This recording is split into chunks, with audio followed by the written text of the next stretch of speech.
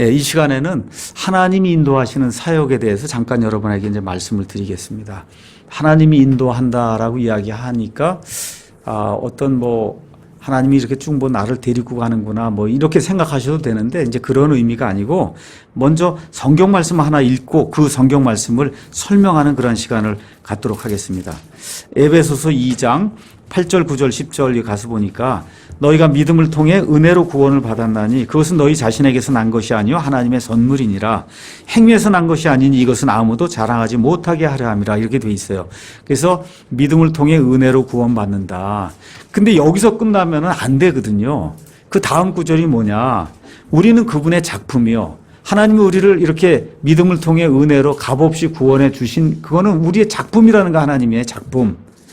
그래서 그리스도 예수님 안에서 선한 행위를 하도록 창조된 사람이라는 거예요. 저와 여러분이 구원받게 되면 예수님 때문에 예수님 안에서 선한 행위를 하도록 하나님이 만들어 놓은 그런 사람들이라는 겁니다.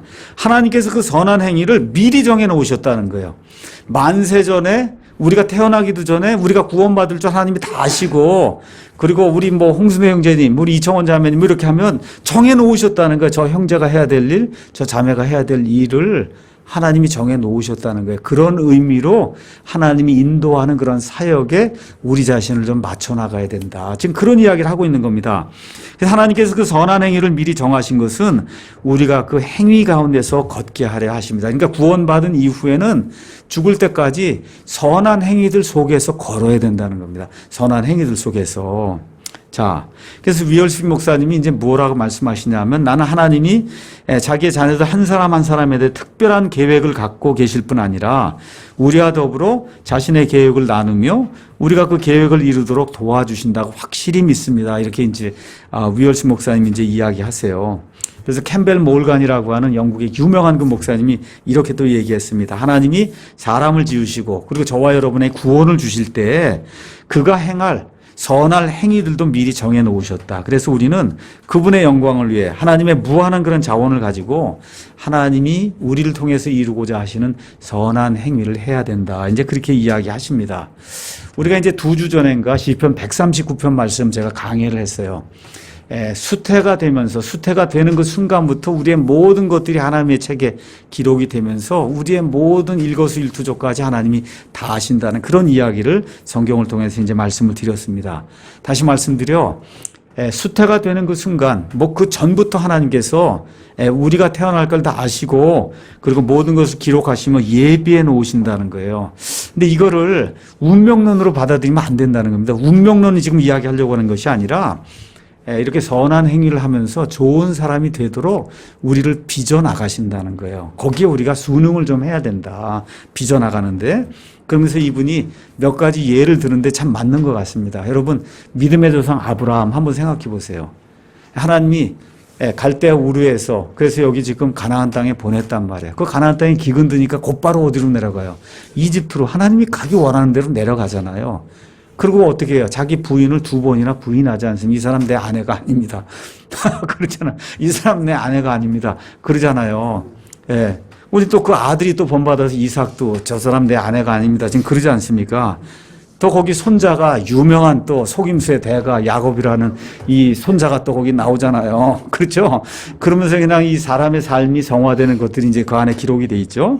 또 모세도 가서 보니까 자기 뜻대로 사람을 죽이기도 하고 그렇게 사는 그런 잘못된 그런 삶을 살다가 미디안 광야로 가서 40년 동안 낮출 대로 이제 하나님이 낮춰놓으니까 그때 이제 하나님의 일을 하는 그런 모습이 나오고, 신약 성경으로 가서 보니까 예수님이 사람을 살리러 왔는데 야고보와 요한이 이게 사마리아 마을로 지나가려고 하는데 이 사람들이 받아들이지 않으니까 어떻게 해요? 엘리야가 한 것처럼 우리가 하늘에서 불을 내려 이 사람들 다 살라 죽이기를 원하시냐고 그러잖아요, 예수님한테. 그렇죠? 이런 사람도 있어요. 또 예수님 바로 돌아가시기 첫날 어떻게 해요? 누가 가장 큰 자냐고 싸우잖아요, 거기서. 그렇죠? 베드로는 심지어 어떻게 해요? 거기 예수님 잡혀갔을 때 3번 부인하기도 하고.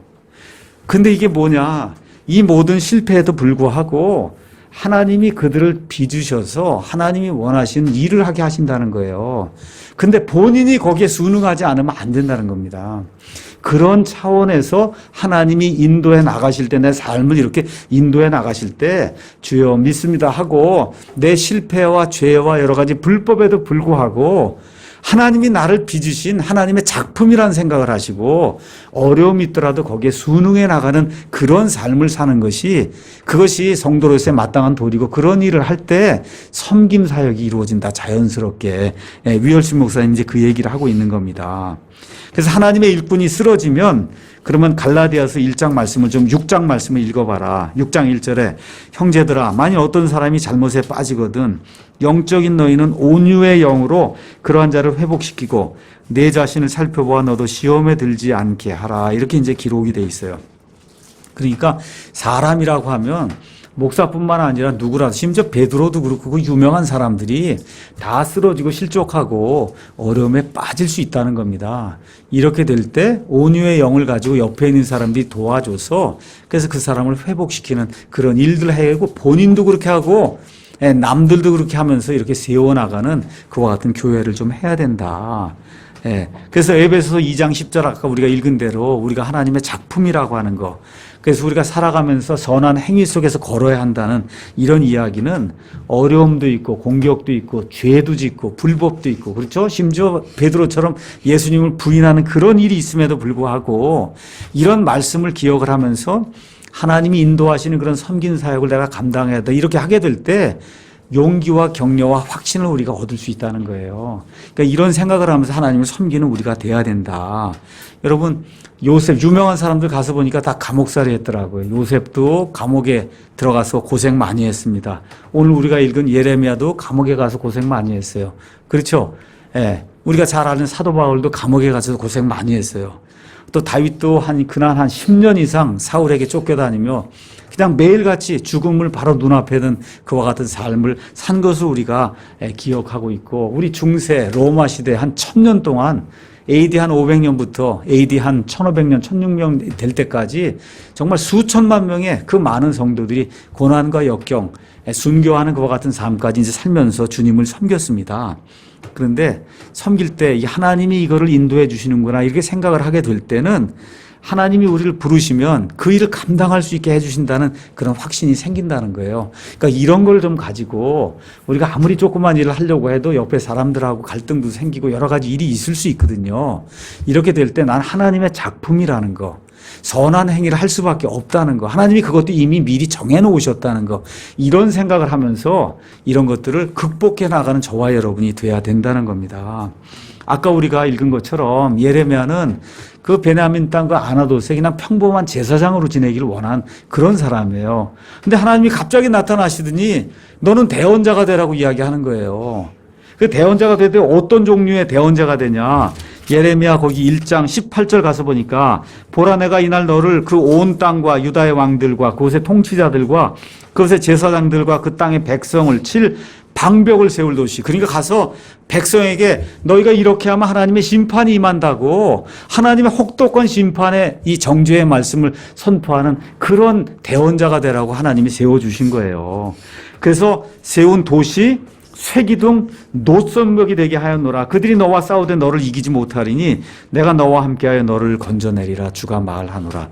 하나님이 저와 여러분을 하나님의 작품으로 세워주셨기 때문에 우리가 이와 같은 일을 감당하며 나갈 때 어려움이 생겨도 여기 있는 것처럼 내가 쇠기둥이 되고 노성벽이 돼서 누가 무엇라고 해도 하나님의 이 일을 막을 수 없도록 내가 만들어주겠다. 하나님 그렇게 해주신다는 거예요. 그러니까 그런 차원에서 하나님이 인도하시는 사역의 의미를 저와 여러분이 이해하면 좋을 것 같아요. 그래서 계속해서 저나 여러분의 삶 속에 또 교회를 이제 하다 보면 역경과 어려움이 닥칠 수밖에 없다는 겁니다. 이건 누가 얘기한 거냐? 그난 70년 동안 이렇게 사역을 했던 위얼스비 목사님이 분명하게 얘기하는 거예요. 어려움이 닥칠 수밖에 없다. 계속해서 온다는 거예요. 그럼에도 불구하고 하나님이 우리를 부르셔서 하라고 하신 그 선한 행위, 그걸 반드시 이루라고 하나님이 능력을 주시고 그리고 그렇게 할 수 있도록 우리를 이끌어 주시나 이런 확신을 가지고 우리에게 맡겨진 그와 같은 섬김 사역을 감당하면 좋겠다. 이렇게 충고의 말씀을 주시니까 이런 말씀들 좀 기억하면서 한 주간 동안 사시면서 또 예레미야 말씀도 읽었으니까 이게 하나님을 섬긴다는 게 꼭 탄탄대로는 아니구나. 이런 것들 좀 생각하시면서 우리가 다 같이 은혜 받고 하나님의 은혜에 감사해서 하나님을 진심으로 섬기는 우리 사랑침례교회 모든 성도가 되길 간절히 원합니다.